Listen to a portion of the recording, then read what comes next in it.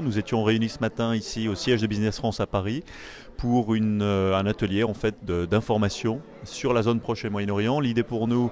de cet atelier qui réunissait l'ensemble des directeurs pays de Business France sur la zone était de pouvoir communiquer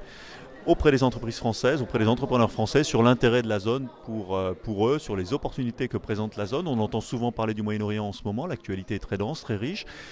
parfois en des termes qui ne rassurent pas les exportateurs, donc notamment au regard du contexte géopolitique, du contexte sécuritaire ou même tout simplement de la chute du prix du baril.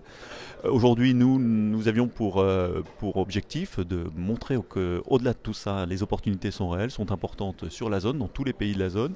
Et donc on a tenu différents ateliers sectoriels qui ont aussi permis de montrer dans chacun de ces secteurs d'activité quelles étaient ces opportunités. On a mis en avant aussi les grands projets qui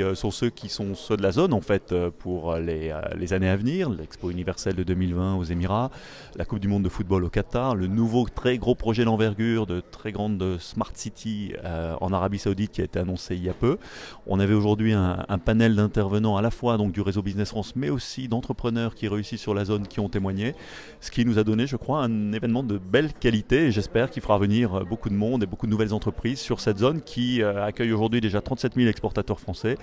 mais on espère avoir très vite atteindre le chiffre ambitieux de 50 000 exportateurs sur cette zone et développer encore notre commerce extérieur qui se porte déjà très bien sur la zone puisqu'on est à 7 milliards d'exportations,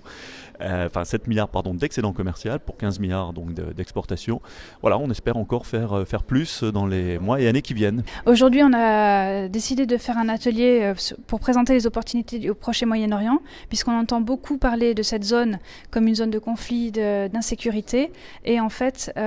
y a énormément d'opportunités pour les sociétés tech françaises, parce que justement, dès lors qu'on est en zone instable, on a besoin de communiquer, on a besoin de sécuriser. Et donc tout ça passe par des nouvelles technologies aujourd'hui.